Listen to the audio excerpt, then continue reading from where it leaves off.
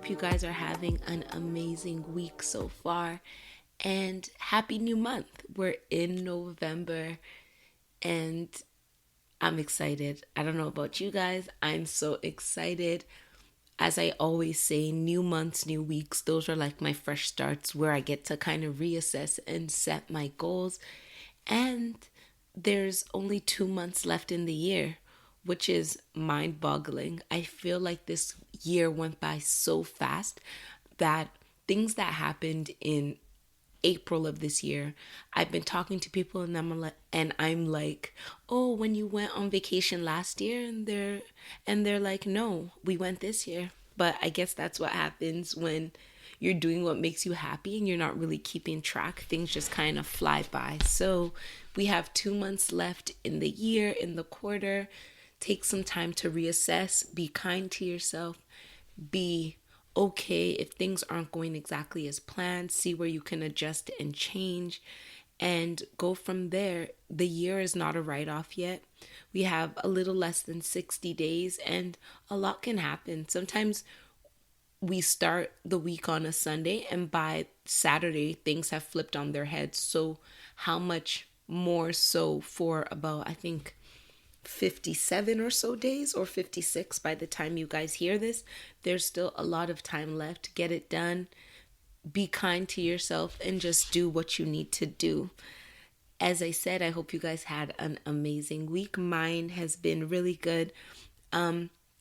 This past Monday, I had the chance to go and speak with a grade 9 girls health class. One of my high school gym teachers is at a different school now, and I contacted her with regards to my book, and we kind of got to talking, and we got into the fact that I do motivational speaking, and she asked if I would like to come and start off her healthy sexuality course with her students. And I was like, yes, when? Monday? Cool, I'm there. Like, I was so excited because talking with students is one of the things that I've been really wanting to do. And one of the reasons is because I know when I was in high school, I thought I knew everything. And not being really comfortable speaking with my parents about things, not because they weren't open, but young kids, we feel we know it all. And sometimes because we know we don't know it all and we know the answers we don't want to hear, we avoid having certain discussions with our parents and more well-seasoned and matured adults, even though it would prove very beneficial if we did, and would probably save us a lot of missteps, I think is the best way to say it. So what I spoke to them about was self-love and healthy relationships. And I spanned healthy relationships from romantic to friendships to family, and self love from all levels. And we also spoke a little bit about consent, and not only from a sexual place, but also anything, any time or moment where somebody has access to you, and the rights you have over your own body to deny anybody access to you at all times. And with speaking with grade 9 students who are like, I guess 13, 14, maybe 15, I'm not sure. It's been a while. I think it's more 14, 15. Yeah, speaking with them and being able to talk about what happened to me when I was in grade 9, and the feelings I had in high school and how they really 180'd when I left high school. I feel that I was able to kind of give them a good perspective. And because of the fact that, well, I'm 27, so I guess I'm kind of old, but I'm not as old as probably many of their teachers. And I'm still kind of young in the sense that high school was not so far off that my high school experiences are unrelatable to them. But the fact that I could tell them about things that happened in high school from like a fresh memory place and relate it back to them, I feel like that really made them open up. And it was just really nice to be able to speak to people and have them engage. And these young, mature women, because we look at little kids and think that they don't understand, but you'd be shocked what kids are going through and how much more maturity they have than what we give them just based on the fact that they're in their teens, you know? And it felt really good. I was so happy to share my knowledge and advice, and I gave them my Instagram so that if they wanted to continue to have conversations with me or kind of have that mentor mentee relationship, or even friend to some extent, I'm so happy and more than willing to be there. And aside from all of that, I was super grateful to have been given the opportunity, because it's a lot for an educator or an adult to trust you to feed information to the young minds that they're in charge of, you know? And once you give someone the mic or the opportunity to speak, they can really take it left. And what do you do at that point? So to be seen by my high school teacher as someone who is capable and mature enough that she can trust me to take 40 minutes of her class time to speak to her students is just something that I am so, so grateful for and thankful for. So, yeah, outside of all the squishy stuff and all the good positive things, I hope you guys had a chance to meditate on the words to live by for last week, which were: love and stupidity are twins, but one is raised by reciprocity and the other by neglect. And what I find that this is hindsight knowledge through and through. And hindsight knowledge is when we step outside of a situation and we really get to look at it from an unbiased and I know the beginning and the end kind of place. And when we know the beginning and the end of situations, and we see how our actions were taken, or the actions that we took based on what we thought in the beginning, and seeing in the situation that things go left how the end is, it kind of makes us want to be upset about the actions that we took in the beginning.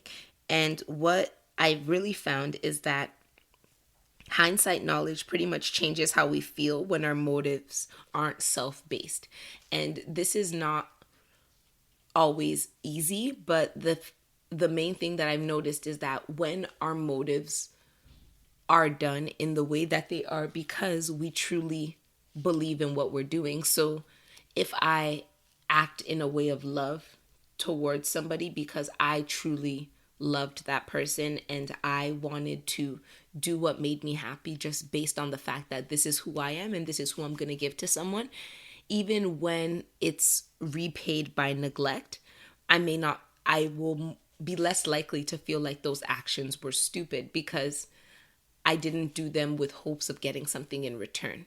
Even though it feels amazing to get something in return, and the goal is usually to have your feelings reciprocated and for other people to show you love in the way they know how. But in the event that they don't, which is just a part of life, not always will we be in situations where people will share their love and affection with us the way that we've shared it with them or in the way that we hope they would. But basing our motivation to act the way we do on ourselves and what we feel will kind of buffer us from feeling that stupidity that comes from being like, I really went above and beyond for this person and I couldn't even get a thank you, because there will be situations like that. And that just leads into the fact that the actions we take, we need to take them because of who we are. Because the only person that we can truly attest for and bank on is ourselves.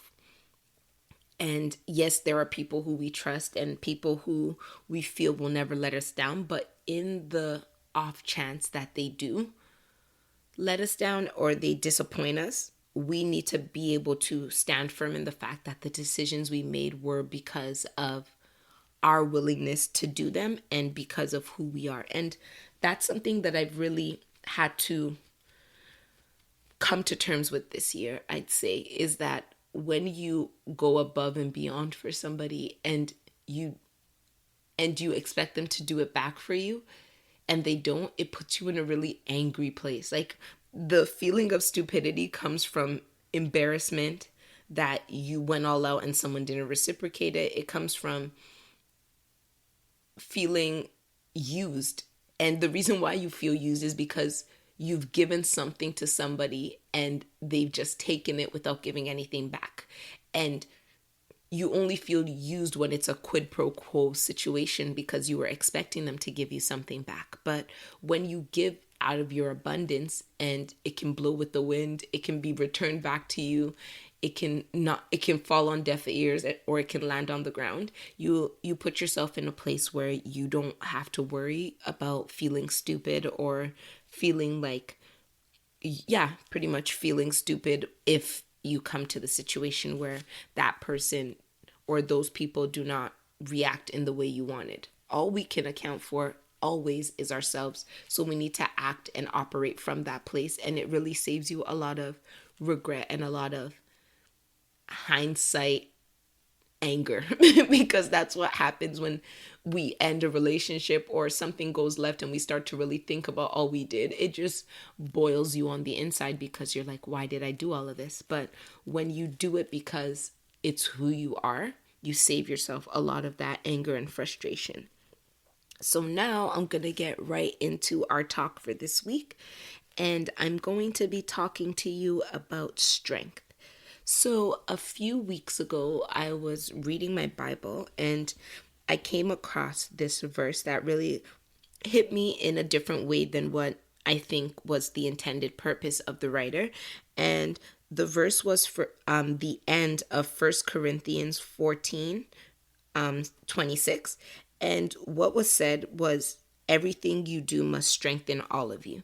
And in the verse, they're talking to the Corinthians about how each person has a responsibility and each person should do whatever their responsibility is with the end goal that everything you do must strengthen all of you. But I guess because it's getting to the end of the year and I'm super reflective like all the time, and especially this year, that one sentence of everything you do must strengthen all of you like hit me on a personal level, and I interpreted it,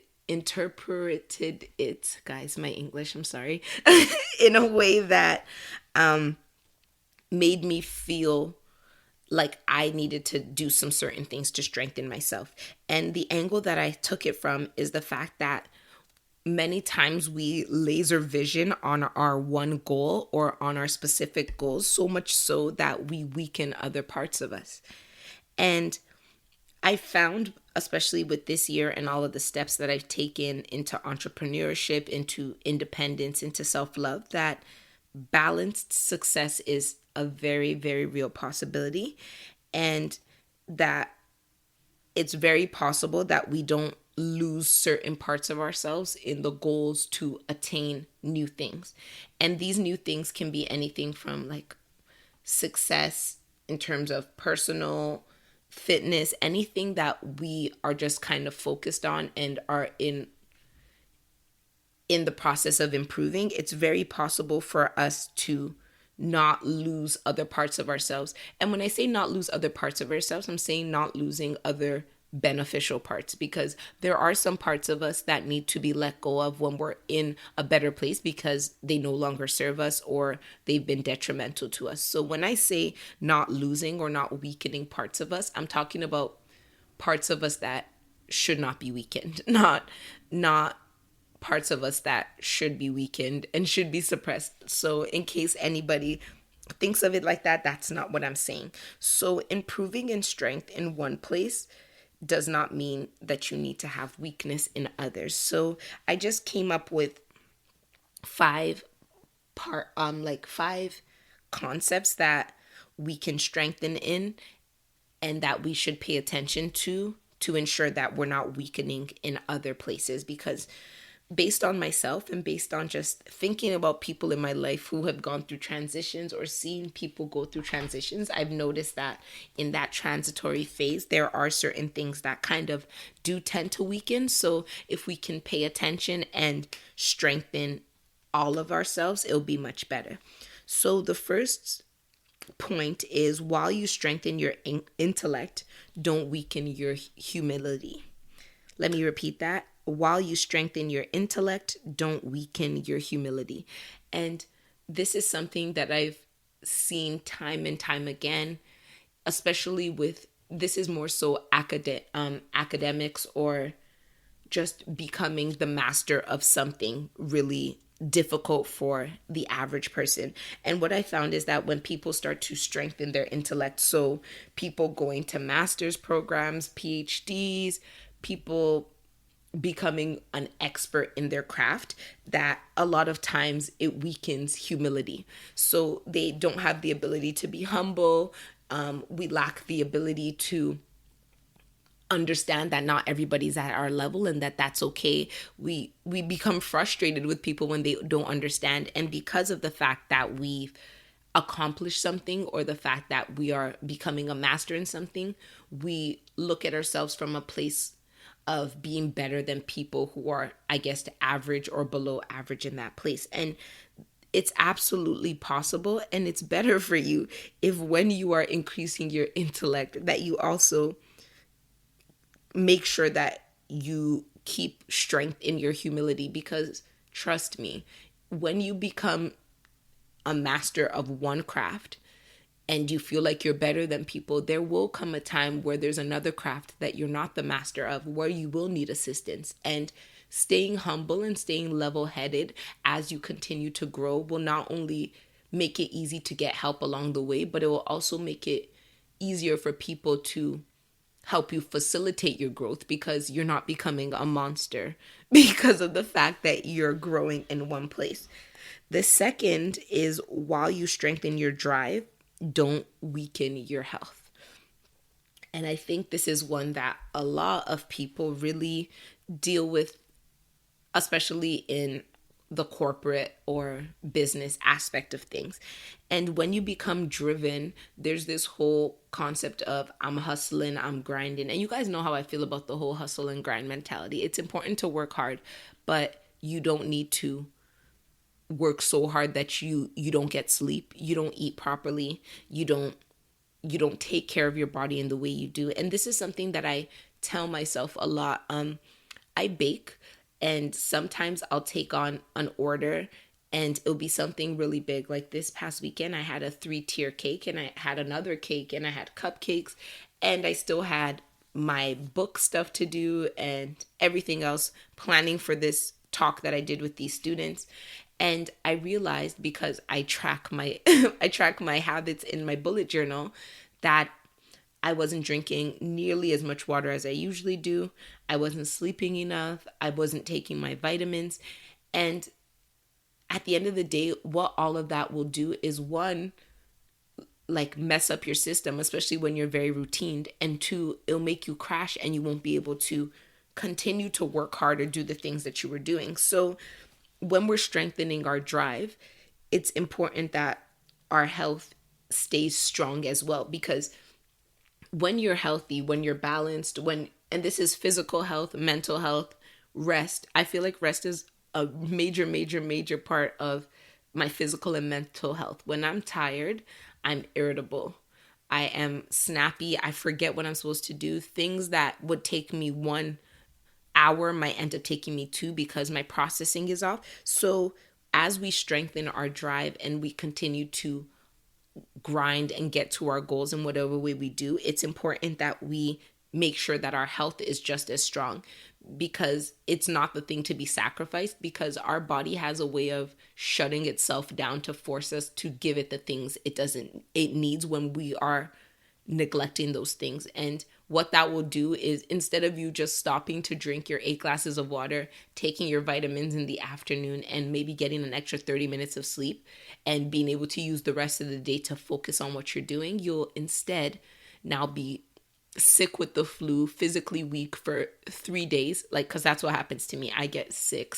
Like, I won't be able to move for maybe 3 or 4 days. And even after that, I'll have to slowly get myself back into it. And if you had just taken 45 minutes out of each day to make sure that your health was as strong as your drive, you wouldn't now be put on your back, bedridden for 4 days, stressed out about the fact that you can't accomplish any of your goals. The third is that while you strengthen your goals, don't weaken your compassion.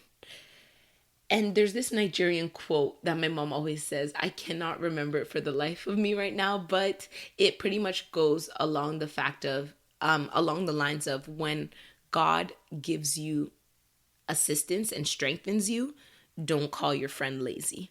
And I find that when people get into the groove and into the pocket of what they're supposed to be doing, who they're meant to be, when they're really hitting their goals, it sometimes weakens people's compassion to those around them who are not there yet. And it gets into this whole, oh, you're just lazy. I picked myself up and did this. And it's great. And congratulations for the fact that you've picked yourself up and you've set these goals for yourself and you've accomplished them. It's amazing. Pat yourself on the back if necessary.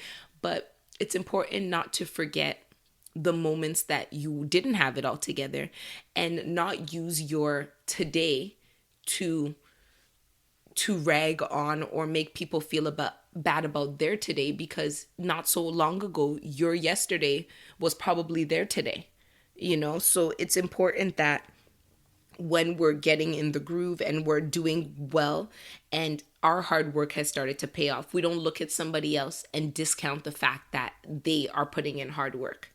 And remember that not everybody's like you, and a journey that may take you a week may take somebody a year, but ultimately they get to the destination that they're meant to get to. So it's important to always strengthen your compassion for people, especially because right now you might be in the pocket of your goals, but if growth happens and there's new requirements of you, it could become very possible that you might fall out of pocket.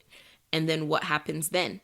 Do you now start to humble yourself because you're no longer there, instead of getting to that place where you fall out of your pocket and then start to understand that it may not be that easy? Why not just strengthen your compassion as you strengthen your goals and you strengthen your accomplishments, to make sure that you understand that everybody is in their journey and everybody is going through it the way they do, and to also protect yourself, because today is all we can see and yesterday we can look at with hopes of the future. But in the case that the future doesn't go the way we would have wanted it to, it's better to be in a place where we've been kind to those around us and that we've been a human being, not an idealistic robot, because things have gone well for us at whatever stage in life. The fourth one is, while you strengthen your health, don't weaken your joy. And this is more so for health in terms of fitness and eating well and things like that, and it's pretty much a health goal, because I've seen a lot of people who get really into these health type of situations where they want to just be healthy, hit these goals, and on their journey to fitness and health, mental health, whatever, they get so fixated on it that they lose happiness. They lose the ability to even enjoy a meal that is maybe indulgent without feelings of guilt.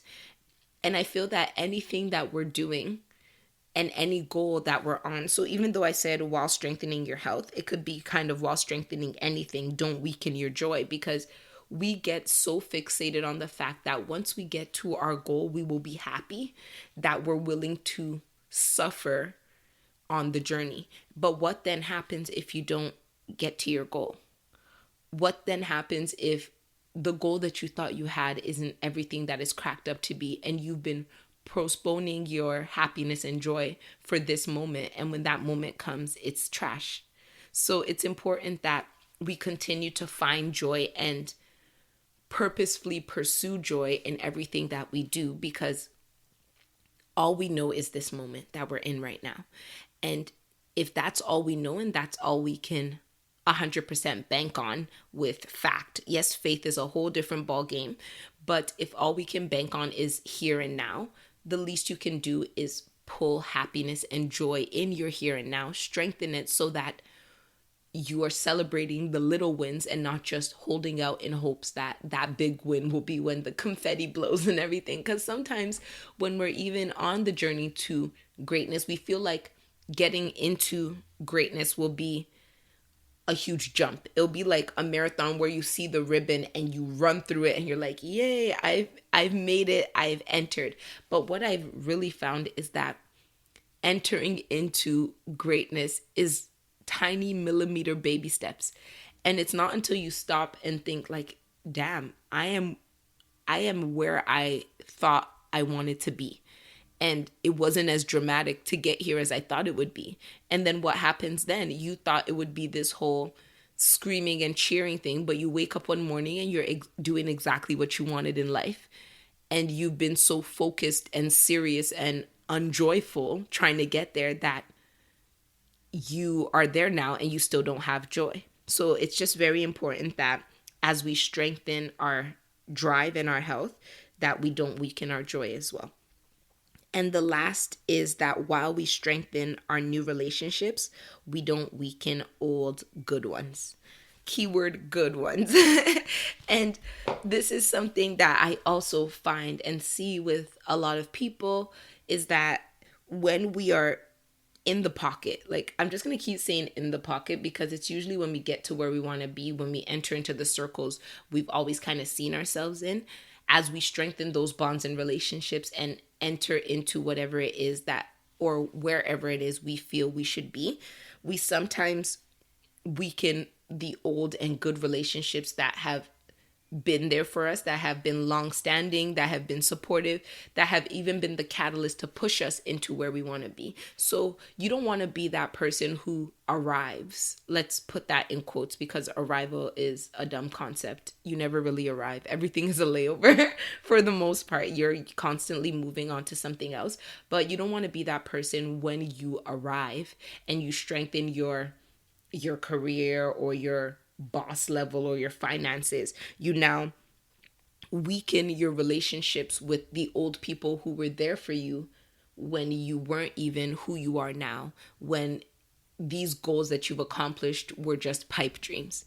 And it's important to not let life and the good things that are happening get to our heads so much that we want to lose sight of the fact that there was a journey involved with getting to where we are and that there were many people involved on that path and that those great people still deserve respect, still deserve time. I know time changes. Like it might not be that now that you're where you need to be, there might be more requirements of you. So maybe we can't hang out every Friday, but checking in on these people, checking for their well-being, not just kind of giving them a highlight reel of how fantastic your life is very important because there's more to life than where we are now. There's more to life than accomplishing new things. There's more to life than entering new circles because I've even seen, this is kind of off, but people who enter into new circles and kind of forget the people who were there for them and weaken their relationships with those people so much so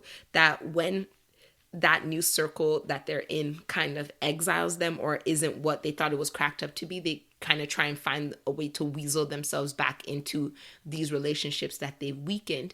And in doing so, these people just want no parts with them because it's offensive and it makes it seem like these people are invaluable to you unless what they're doing in your life is directly propelling you. And based on the fact that last time they helped you grow or that they were with you, the moment you felt like you had reached your pillar, you kind of dumped them. And it's no good because you don't know where and when good people are going to come into your life and where they're going to be useful and be the person that you need. And that's why I try my best not to burn many bridges. I have friends from elementary school. My grade 1 teacher, mind you, I was in grade 1 in 1996, still vividly remembers me because I've kept that relationship. And I feel like it's important to not lose sight of the bigger picture when we're heading towards our drive.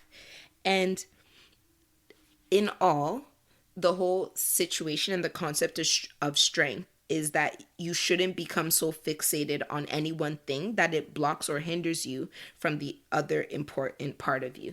And when I was writing this episode, the one thing that really came to my head was when you see those guys who skip leg day in the gym all the time, the ones who are so buff on their top and they only work out their upper body and their legs are so tiny. And we do not want to be in life the equivalent of those people who skip leg day. We want to be fully strong, fully able, and balanced in all parts of us because when we're balanced in all parts of us, it just helps us be a better, well-oiled machine, a more highly functioning person, a more balanced person, a happier person. And at the end of the day, those are the goals that we have for ourselves. So I really, really hope that helps you guys and it puts things in perspective. So if you've been skipping leg day, hypothetically or physically, maybe it's time to get back in the gym. Take a little break from that upper body tricep area and work on those parts of you that are a little too weak. Because the reason why the people who skip leg day is the perfect example is because when you see them as a whole, maybe if they take pictures on Instagram and they're showing you their arms and their upper body, you'll be like, damn, this person's ripped. This person looks amazing. But when they step out and you see the whole picture of them, it's very obvious that necessary parts of them aren't being strengthened and that they're focusing on one thing. And what does it do? It makes them look disproportionate because you're balancing heavy weights on weak legs, and you don't want to balance heavy, strong weights emotionally, mentally, physically on weak foundations because you haven't focused on them. So it's just pretty much so you don't topple over. So I really hope that helps again. And I'm just going to wrap this up. I'm going a little long with our words to live by for this week. And they are stop negotiating with your demons. And this is something that I think all of us do. And demons might sound excessive or dramatic, but essentially your demons are anything that you know you shouldn't have in your life, any situations that you know you shouldn't be in, any bad habits that you know are detrimental and you need to get away from. And what I find is that, especially with habits, because they're habits and they're so difficult to quit cold turkey, we start to negotiate with them. So I know I shouldn't do this, but maybe if I just did it once a week, or maybe if I just did it for 5 minutes and stopped, it wouldn't be so bad. But what I need to tell you is that our demons are, and I chose this word because of the fact that it's so dramatic, are things that are hindering us and that are bad for our lives. So what we need to do is stop negotiating with them. We need to stop allowing them and to take precedence or to have control over us. And it's time for you to quit cold turkey in whatever way you can, because we need to stop. We need to let the things that need to die, and it'll leave room for much more positive things. So I hope you guys have an amazing week. My book is still for sale, Through My Brown Eyes, on Amazon. Thank you to you guys who have gotten copies so far. I'm seeing the analytics and I'm super, super happy. I hope you guys have an amazing week, and I'll talk to you next Wednesday.